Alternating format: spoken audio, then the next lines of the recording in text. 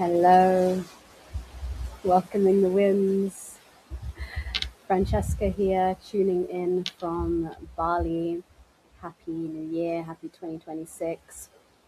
I have just come out of a nearly 4 day water fast and 3 and a bit days of full darkness. So I wanted to share my reflections and my teachings with you all and why I find these ancient practices so important to bring back to start to integrate more into modern life and modern society. I really truly believe it's what's missing when there is this deep longing within our hearts that requires simplicity. It's like we have forgotten in the modern age what that actually means, which means purpose becomes this thing that then is something to strive for, but we forget that we are on purpose every single day by existing. And when we go back to simplicity in these ways, purpose becomes presence. Purpose becomes this moment of what's needed from you, from how aligned you are to your mind, to connecting in with your body sensations. And this is why I love these ancient practices such as water fasting and darkness immersions, because it strips everything back and brings us back to what matters most in simplicity. And for me, it's like a beautiful way to start the year. I introduced these practices for the first time last year in 2025, and I truly believe it's going to be something I'm going to incorporating every single year. So this is my second immersion of water fasting and entering into the darkness. And we can never really compare these experiences too much because they really are a representation of what's going on for you in that moment. So where I was at last year in comparison to where I am this year was very different. And that also showed a lot in my process. So I began the incredible water fast with a beautiful master teacher, Tuli, who runs these water fasting retreats all year round up in Les in the north of Bali. It's a beautiful waterfall, and we drink solely from the spring waters of the waterfall. So we are drinking structured, crystallized water, flowing water, which is the purest water that you can drink when you're water fasting because it's living water. It's coming from the stream. So it is alive, filled with the minerals and vitamins that we actually need. And the crystallization, because it is natural spring, is at a much higher frequency. So drinking these waters is pure life. And then you get to embrace yourself and shower yourself in the power, magnitude, and force of this incredible waterfall. Inviting you to check that up on Google, Les Waterfall, just so you can see the images of the actual waterfall itself.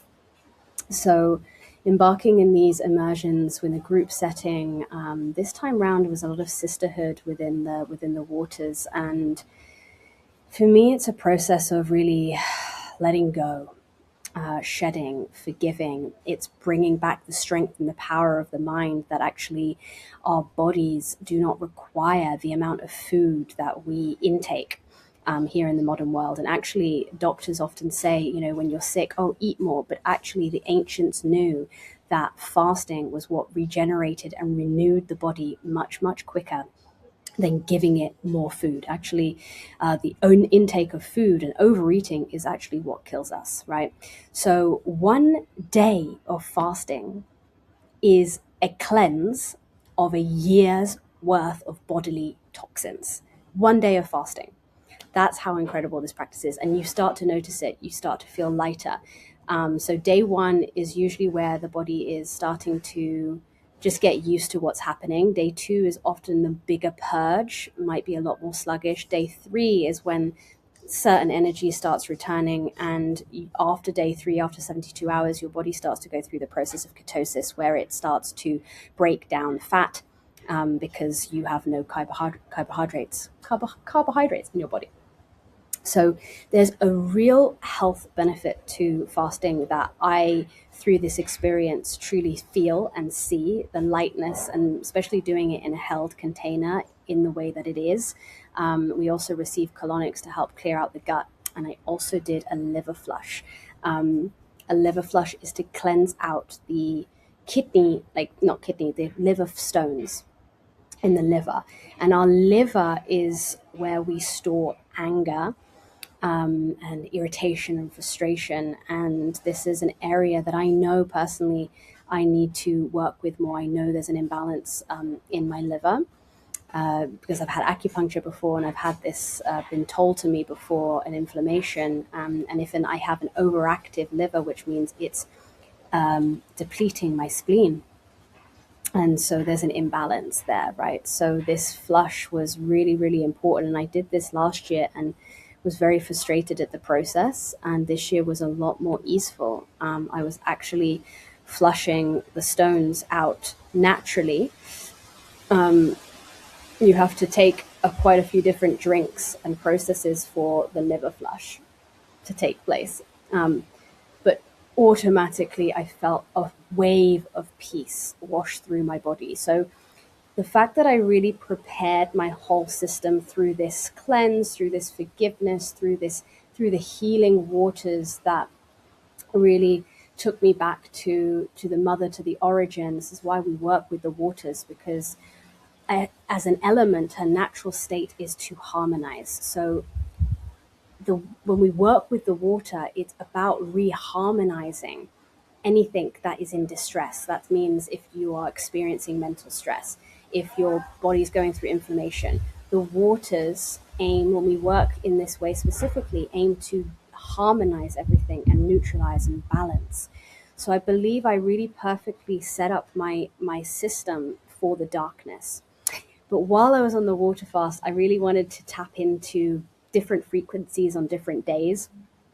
I think the second day was a lot about letting go of shame, letting go of the stories of 2025, letting go of any residue, people, situations that may, anything that was kind of like sticky, any resentment, especially towards my new project in the house, and just how many projects I took on last year. I wanted to clear this away so I could really have a clear channel to receive insight and clarity on what wants to be built. Yeah. So in this process, I had a day of full on letting go. And there's a lot of resting that takes place in this process, a lot of surrendering to the process, feeling how your body is moving through things in every moment, right? Not even every day, but in every moment, noticing the changes and shifts.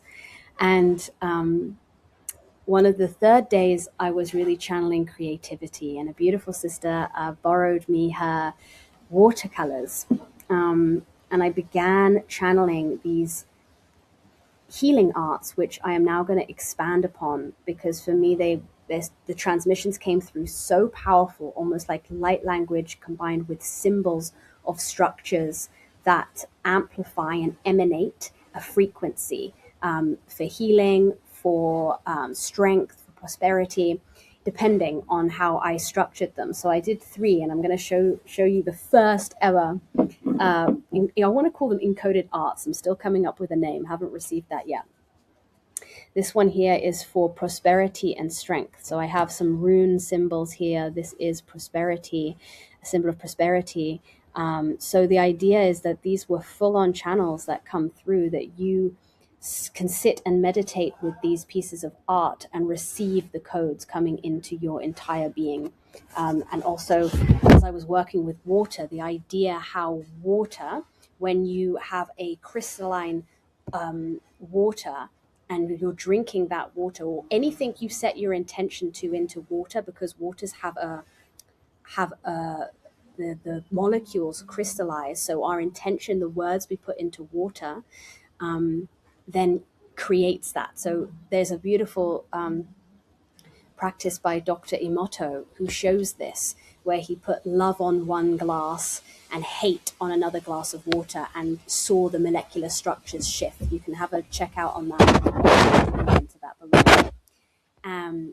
So when we intentively drink water, or when we're drinking living water, like I was drinking for over these 4 days during the fast, with the structure being harmonious and really high frequency, then we're ingesting it. And because we are made up of over 90% water, we become that. So it's the same with these living art pieces, they're codes, that when we meditate upon them enough, we are then allowing those codes to transmit into our being. So that's one of them. And this one is for healing earth. This is the earth symbol, Chiron, the wounded healer, the sun, the moon, and just seeing, what moves through you as you receive these codes. And I'm going to be sharing a lot more on this in the coming months. This one is for elemental balance. You've got masculine and feminine, and all of the elementals bringing in a grounded balance and harmony and union.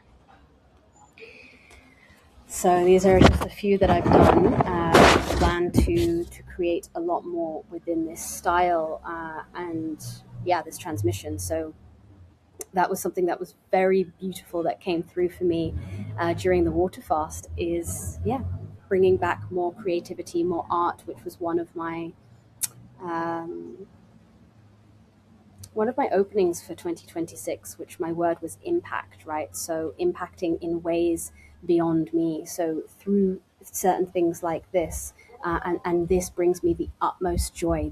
These to do art, to transmit through voice, through art, through movement, it brings me the utmost joy. And I truly want to anchor in that this year I'm bringing impact through all of the things that bring me joy, to clear out this idea of transactional as such, but more reciprocal in this beautiful web that we're all a part of, and all of you here that are part of this community that are watching this right now. Hopefully I get to inspire and I get to share some of these simple ancient practices that I really want to push, or I don't really want to push, I just want to bring forward the magnitude of them. I mean, maybe you can even see my energy body now. I literally just came out of the darkness last night. So this is my first full day back in the light. And my energy body is much lighter. I feel so much more alive. So now I want to talk about the darkness, Now I know this is something that many of us fear. A lot of women that come to me are afraid of the dark. And I used to be petrified of the dark, funnily enough. When I was a child, I would see so many things in the dark. I had some beings coming to me in the dark, and the dark felt like a scary place. The dark feels like the unknown, and it is. And the dark is also the feminine. The dark is the primordial feminine, the womb. We go back to the womb, we incubate. And it is so extremely powerful when we rest fully.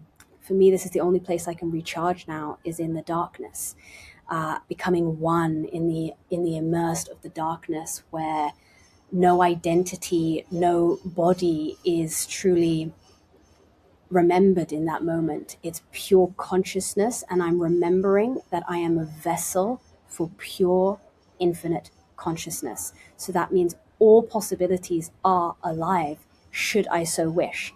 So I spent 4 very magical days in complete darkness, returning to the womb of the mother, knowing or trusting that in the process I was going to be met with everything, right? I'm with myself. I'm truly there with myself, with the mind. You really hear the power of the mind. So I wrote a few things down that I wanted to share with you, that were my reflections and also teachings that darkness teaches us, and how this has been an ancient practice that actually,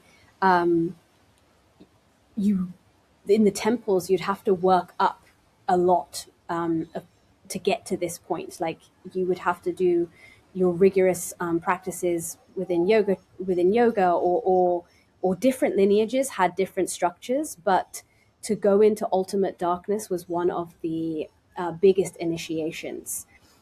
So because basically you are being reborn in this process.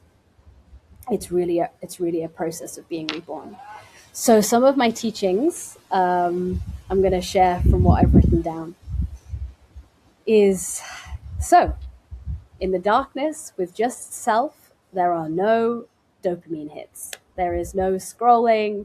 There is no reaching for snacks. In this process, we got fed 3 meals a day, breakfast, lunch, and dinner, not a lot of food, and it was given to us at set times. And with outside of that, it was full on restriction, right? So there is zero way to get out of or distract yourself from what you're feeling and what's moving through you in that moment. And there is so much power in that, because without dopamine hits externally, you learn to internally resource and produce your own dopamine, and your nervous system is forced to self regulate rather than seek reward. So motivation becomes intrinsic instead of stimulus driven, which is really such a big shift in today's world, right? To know the power that we don't need anything external. This is another big teaching of the dark, is that it reminds you that everything that you need is right here. And in that, also our pleasure sensitivity increases. So when I was receiving food, because I am not seeing, I'm removing one of my senses, I'm sensory depriving slightly, my taste buds were heightened. So when I did receive food, it was, oh, like the sensation was so much more satisfying. When I stretched my body, when I would feel myself move, I was more aware of those sensations and how I could allow the pain and the stretch to then become pleasure. So I chose my own, listening to my own body and what it needed in each moment. Being kind of sitting and meditating for so long, movement was really important, stretching was important to incorporate, and I made sure I did that every single morning. Another teaching that came through was patience as time intelligence. So one of the things they say about the darkness is, do not wait in the dark, because you'll be waiting forever.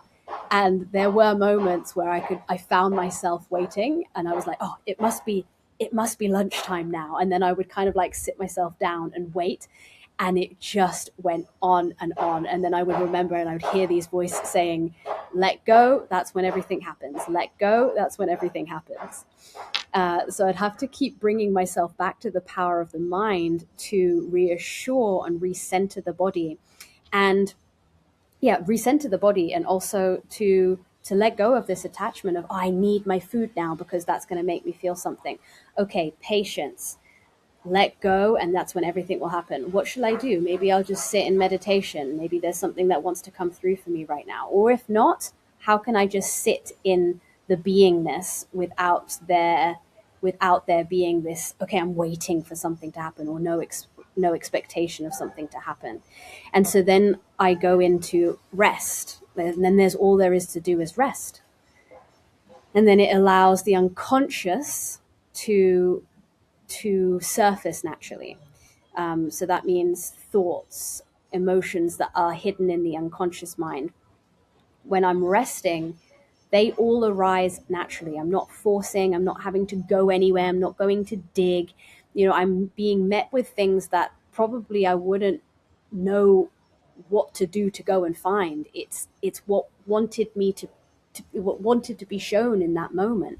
And so many thoughts were coming through, many memories, old memories were surfacing to revisit. When we have memories surface, it's about revisiting, or maybe there's a teaching there or something that wasn't fully honored or wasn't seen in a certain perspective, and it gives us another chance at looking at it in a certain way, which then, if it's to do with others around you, gives you this place of being able to forgive another, or maybe forgive yourself for maybe not being in the most honorable place within that dynamic, or whatever the situation was. But when we allow the unconscious to arise naturally like this, again, the body knows how to heal, and it strives constantly for harmony. So it will naturally find ways to bring in a sense of harmony without you actually having to do anything. This is the importance of resting and the healing that happens in simply being. So the mind then learns to trust timing. It learns to trust timing rather than controlling outcomes, because it understands that even in the process of rest, we are doing so much work. The minute I came out of the dark, I remember saying, it's like nothing happened, but everything happened. Because not only was I releasing and being met with these memories, reharmonizing, I was seeing possible timelines and desires of mine that I really, really want to call in and bring more focus and attention to, which I had probably lost. Kind of got thing is the truth of certain parts of ourselves can get so lost in the noise of our everyday world, of society, of friends, of things that are influencing around you, and it can just get dimmed. That's the light that's within you. It can get dimmed because of so many other things going on. So when we're in the dark, we are fully allowing our light to come through. So these desires that I've had, showing me insights on pilgrimages that I need to take, some union walks in the UK between the Michael and Mary ley lines, and just many different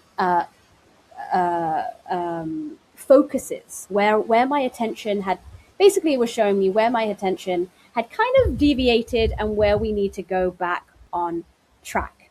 And that really brought me back to my beautiful space in Portugal, Terra Sancta. And it took me back to even last year, in the dark, where insights were coming through, but there was a lot more fear and worry coming through last year because everything was new. This year is a lot more solidified. So what I was being told was, everything I have is right here. How can I refine it and bring back my attention and my focus with the vision that I actually always had, but it's just come through stronger, and once again reminding me of what wants to take place in this space.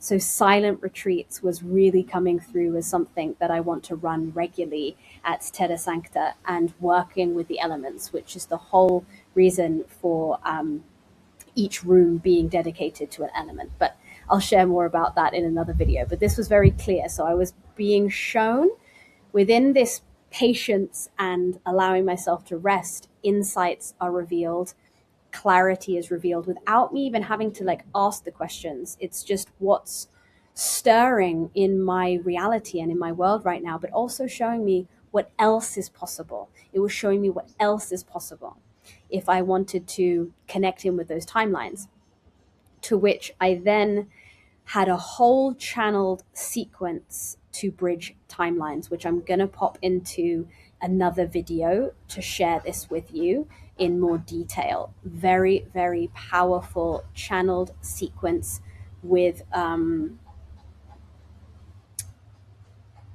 don't want to say words, but frequency that anchors in the bridging of timelines. So what I mean by bridging of timelines is, you are here today and you desire, you want to be in another state of frequency. This is a sequence that allows you to support, to bridge those states in the here and now, or at least make it quicker in the timelines. So I'll share that in another video in the link below. Then I'll pop it into the link below. Okay, so more of my teachings. All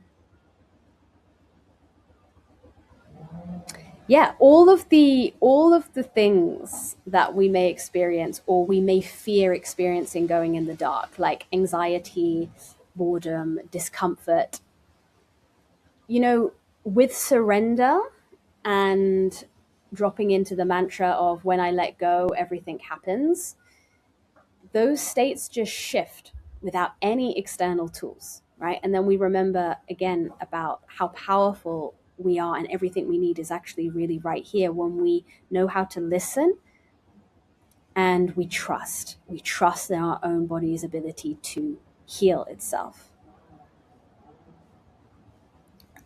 When we go into the dark in this way, because we are closing our sight to external vision, what we're doing is we're opening up the third eye, the internal vision.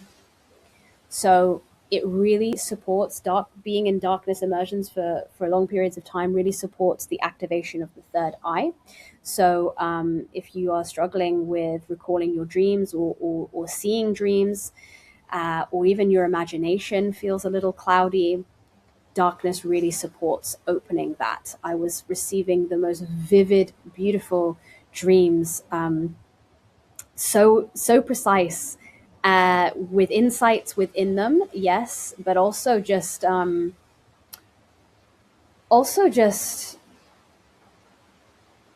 clear. That's the only way I can say it, like almost like, as if it's really happening in a screen in front of you. So the dreams became much, much clearer. Visualizations became clearer, and creativity heightens because my imagination is so in order to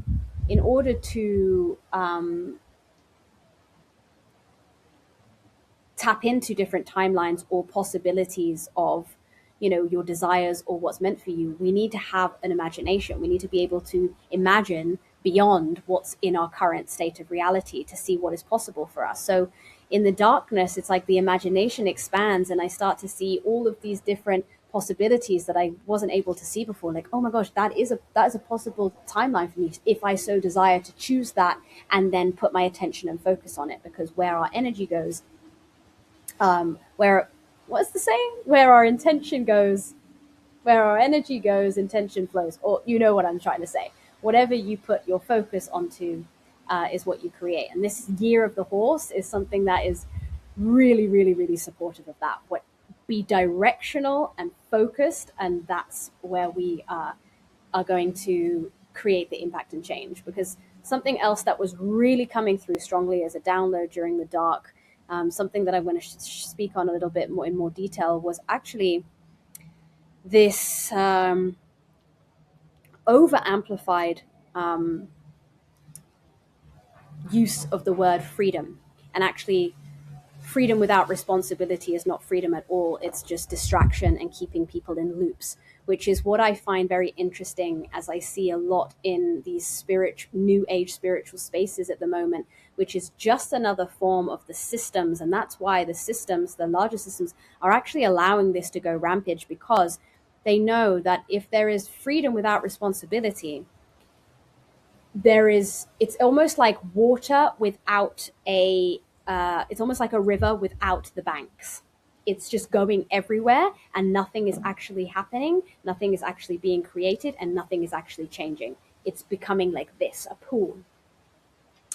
And why that works for the systems is because it's keeping people lost, it's keeping people distracted, and it keeps people thinking we're free. But freedom without responsibility is not creating any change in one's life and for the greater good. So this came through as a very strong download, that we need to bring back the essence of responsibility, which is another reason why I love to go and do these types of practices, because they teach discipline and responsibility, and it's restrictive from a point of view that I am communing and building a deeper and deeper relationship with source, God, creator, whatever you want to call it. But I'm building that deeper relationship, not from something outside of me, but something that is within me, and it's emerging from within me. The darkness reminds us of that. The darkness is the most powerful teacher. My beautiful, beautiful soul family and soul sisters and brothers here that are listening to this, I cannot share as much more on what else I experienced there. But when we are perceiving our body and perceiving our body as the vessel rather than the self, we are pure consciousness. Everything becomes communicative rather than empty.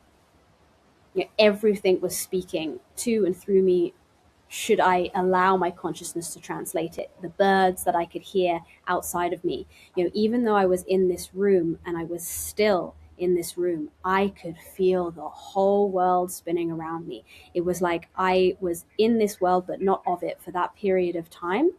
And I was existing merely within something. And this is what it feels like to be in the womb of the mother. As you're in the womb of the mother and you're gestating and everything is forming within you, there is a part of your consciousness that is aware of the outer world beyond which you are in, because maybe you're hearing your mother speaking with another person, you're hearing the voice of somebody else, you're hearing the nature sounds outside, but you're not quite sure on what this world is, because you're just forming. And that really is all your purpose in that moment, is to be in the forming. And when when I was in the darkness, that was it. It's like everything is forming. So like everything is happening and yet nothing is happening because I'm still there in that room. But within my being, everything is shifting. I'm being shown unconscious thought patterns. I'm being shown my limitations. I'm being shown where I've not put attention and focus on things that are important to me. I'm being shown, where I'm not fully living. Even if I thought I was fully living, it was like, this is how you can experience life even more fully. And this is one of the biggest teachings when you come out of the darkness, is that gratitude becomes natural inhabitant within you. It's not something you have to consciously go, I'm going to be grateful for this. It's you just are. The minute I stepped out of the door, so I came out in the evening, so the sun is already starting to set, but I walk out and I see the light for the first time. I broke down crying because we don't know the beauty that we get to witness through our eyes every day. The sky, I could see every hue of gray, blue, and white. The plants, not just greens, it was vibrating. Because when I came out and suddenly I'm starting my vision again, things had motion. Things, because everything is vibration, everything is energy. I start to see everything through that lens. So everything is slightly moving, and the two beautiful souls that welcomed us, they looked so different to how I had left them. I'm seeing them from I'm elevated in my state of consciousness, so I'm seeing things from this lens. So I'm seeing things from a heightened awareness. I'm seeing things from just pure beauty and high vibration. And so because I'm seeing from that perspective, that's all I see. This is the teaching really of, you see outside of yourself what it is that you are. So if you're vibrating at a certain frequency, you'll see everything at that frequency. If not, don't blame the outside world. It's a call to go within. It's like, okay, why am I seeing negativity around me? Where am I holding on to that? And these practices like water fasting, like darkness, they can really support to release energy work, right? Which is all of the work that I do with my beautiful clients. I'm a pure channel, right? I channel with sound, and this shifts our vibrational state straight away, because any frequency that is being emitting, again, we're made up of water. So when I'm putting frequency or light codes that I'm channeling from source, it's restructuring your molecular structures and your cellular structures, which is all water, because we are water pretty much. So that's why these practices are so powerful. And then of course our integration process is what's most important. How can I now really hone in on all these teachings? And I truly believe that life that we live, especially in the modern world, it is designed to make us forget. And our responsibility that we each hold is to remember. And it's not even that we get to a state of remembrance and that's a state, it's a constant remembering, because we're living within this world. As things shift, we need to shift too.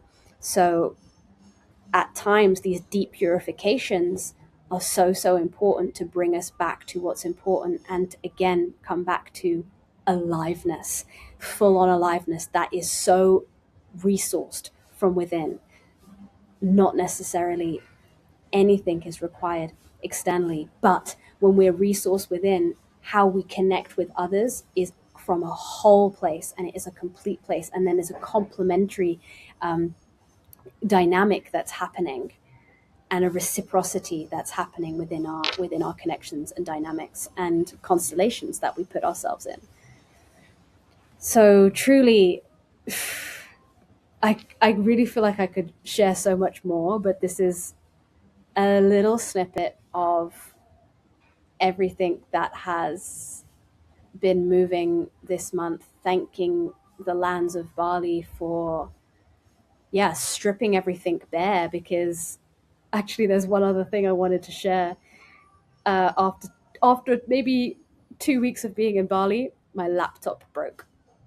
So if anybody's watched my video from November reflections, where I lost my laptop in Lisbon airport, the poor laptop is somehow the victim of all of this, but it broke. And again, a lesson in, for me, it was like, okay, I'm being shown that I need to let go, detach from all of these responsibilities, and the responsibility I hold right now is the one within my own vessel, purifying what is necessary, returning to what's important. How can I anchor in this new frequency for all of the projects that are coming up this year?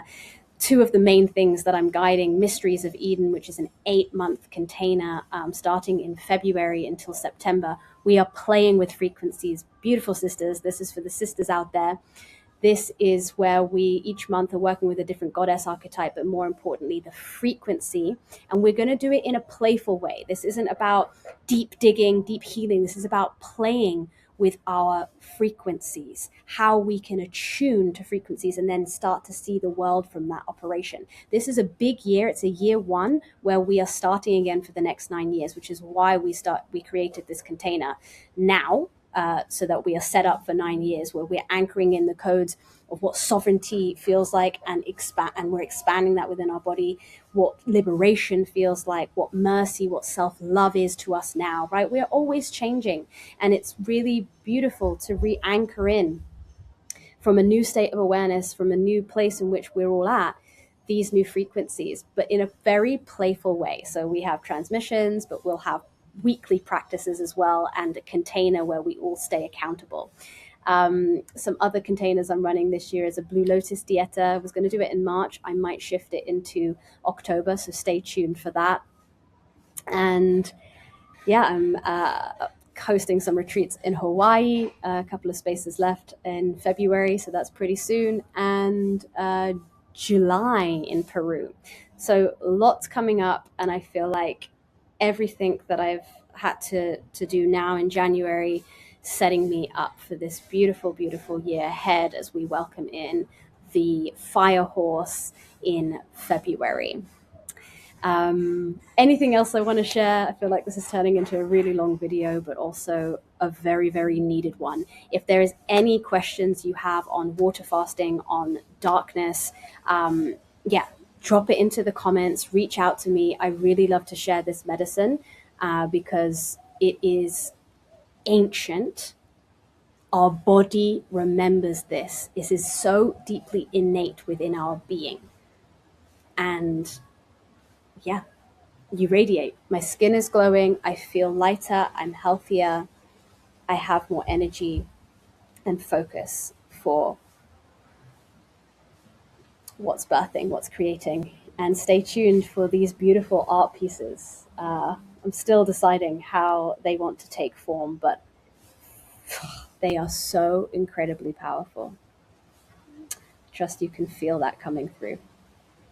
Okay, sending you much love. Please be sure to like and subscribe to this video for more insights on my lived experiences, teachings from my lived experiences, because the feminine cannot learn through conceptualization. She can only learn through direct lived experience.